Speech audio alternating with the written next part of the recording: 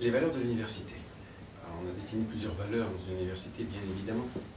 Si je devais reprendre simplement la maxime latine de cette maison, elle est très simple. C'est le savoir pour tous, l'excellence pour chacun. Autour de ce cœur de l'excellence, on trouve plusieurs valeurs, comme l'émulation, comme la créativité, comme l'ouverture, comme la diversité, comme la passion. Là où je souhaiterais insister, c'est que bien souvent, on n'attache pas l'université à la valeur dite du professionnalisme. Or aujourd'hui, ce professionnalisme dans un environnement éthique, ce professionnalisme, c'est le cœur de métier de l'université. Quand une université moderne aujourd'hui s'engage dans la formation de ses étudiants, c'est toujours systématiquement au filtre de l'insertion professionnelle. En d'autres termes, ça nous replace sur un principe de droit bien connu, c'est qu'auparavant, la formation universitaire était certainement une obligation de moyens, alors qu'aujourd'hui, elle est vraiment devenue une obligation de résultat, ce résultat étant l'insertion professionnelle des étudiants. Est-ce que vous êtes satisfait de l'insertion professionnelle des étudiants? Si je regarde l'ensemble des taux que nous connaissons, parce que nous avons encore beaucoup à travailler en la matière, essentiellement sur les Master 2, on est en moyenne à 60 à 90%, suivant les filières bien évidemment, au bout de 3 mois.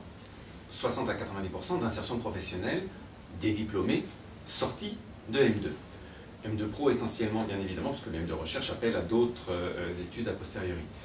C'est beaucoup, mais il reste encore, c'est 10% si on est à 90 et c'est 40% si on est à 60.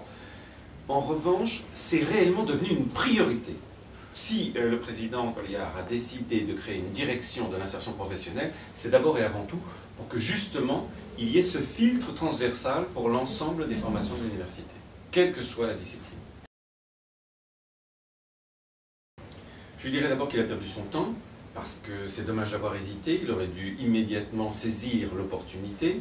Et plus sérieusement, je pense que j'insisterai sur le fait que si l'université s'est adaptée dans son orientation, insertion professionnelle, elle n'a rien perdu de sa capacité à faire réfléchir et à permettre à chacun, pas simplement d'absorber du savoir, mais véritablement de créer son propre savoir.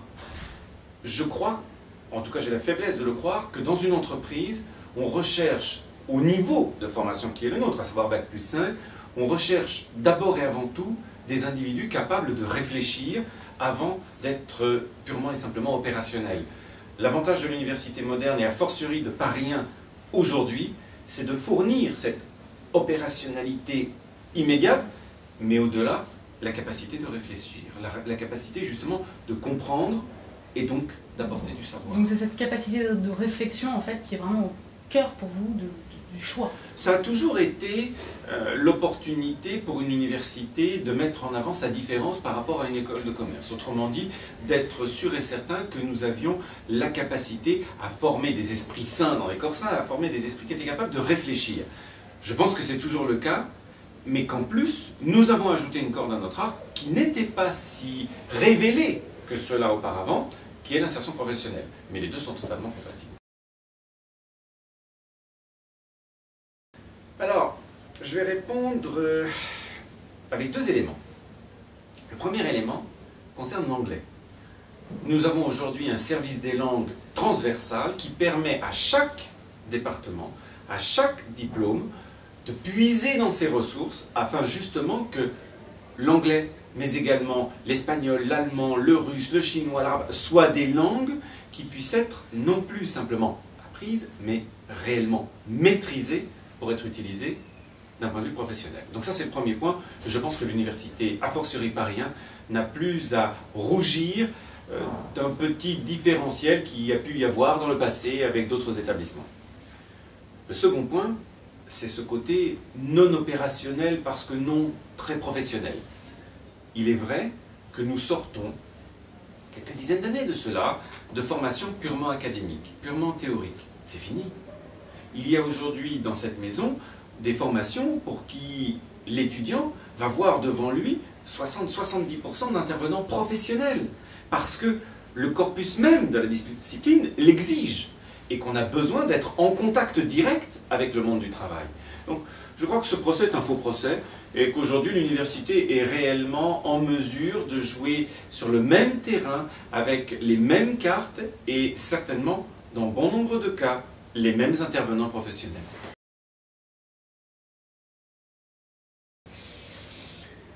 Je crois qu'il ne faut pas généraliser. Il y a certainement des difficultés plus ou moins variables suivant les disciplines. Et vous avez raison, ce n'est pas parce qu'on s'engage dans un parcours de philosophie, dans un parcours d'histoire, dans un parcours de géographie, qu'on va inévitablement devenir enseignant ou chercheur ou enseignant-chercheur. En revanche, on va développer un savoir, une spécialité, une capacité à réfléchir qui, aujourd'hui, et j'en suis ravi, séduit de plus en plus d'entreprises. Alors, on n'a pas besoin de passer par le projet Phoenix, qui est très spécifique, en réunissant 10 universités, 10 entreprises qui s'associent justement pour une réinsertion, en quelque sorte, une complémentarité de formation, pour ces formations qui n'étaient pas prédestinées à l'entreprise au départ. Oui, je crois que dans l'esprit français, il y a encore beaucoup de retard à penser qu'un géographe, qu'un philosophe, puisse lui aussi entrer dans le monde de l'entreprise, tantôt en RH, tantôt en management, tantôt en gestion de projet. Mais on a fait beaucoup d'avancées en la matière. Par exemple, dans le monde anglo-saxon, c'est complètement... un géographe peut être RH, un historien aussi. Absolument. Faut peut-être parce qu'on voit plus le niveau, parce qu'on perçoit plus la capacité à gérer, à comprendre, à appréhender une situation que la spécialité que l'on voit généralement en France. Si vous avez fait du marketing, il faut aller en marketing. Si vous avez de la finance, il faut aller en finance. Si vous avez de la géographie, il faut aller en géographie. Je pense que ça évolue beaucoup. Oui, c'est vrai, le projet Phoenix est l'un de ces projets qui a permis d'ouvrir la vision que pouvaient avoir de très grandes entreprises, je pense notamment à Coca-Cola, sur ce que pouvait impliquer une formation dans ces disciplines.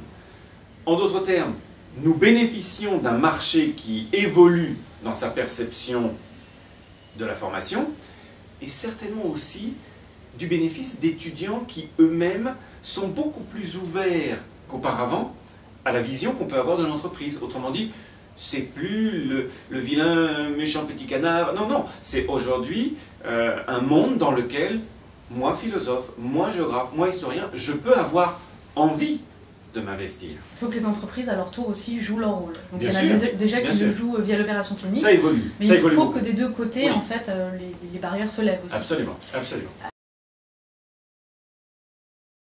Alors ce ne sont plus des projets. Ce sont véritablement des actes, ce sont véritablement des manifestations. Lorsque la DPUIP, donc la Direction de l'insertion professionnelle, organise des forums entreprises, organise des brunchs, organise des rencontres avec ces entreprises, que l'université participe aux grandes rencontres université-entreprise, nous sommes déjà dans l'acte. Nous sommes déjà dans ce rapprochement. Parallèlement, et au regard de ce que je vous disais tout à l'heure, nombre de formations aujourd'hui impliquent ces entreprises, impliquent ces professionnels sous forme de partenariat, sous forme de chaire, sous forme tout simplement de collaboration par rapport à tel ou tel projet. C'est pour l'entreprise l'opportunité d'accéder à un vivier d'étudiants qui va alors pouvoir bénéficier d'offres de stage, puis d'offres d'emploi, autrement dit, d'un accès à l'entreprise beaucoup plus simplifié. Une bonne question. L'université du futur. Alors je ne suis pas devin, bien entendu. En termes d'insertion, d'entreprise. Inévitablement, je pense que c'est une entreprise, oui, lapsus révélateur, je pense que c'est un établissement, une organisation, une structure multifacette, beaucoup plus connectée et interconnectée qu'elle ne l'est déjà aujourd'hui. Je pense que les presses, les pôles de recherche et d'enseignement supérieur sont certainement une opportunité pour tisser des réseaux supplémentaires à ce que l'on pouvait faire déjà au sein d'un établissement très multifacette que peut l'être Paris 1.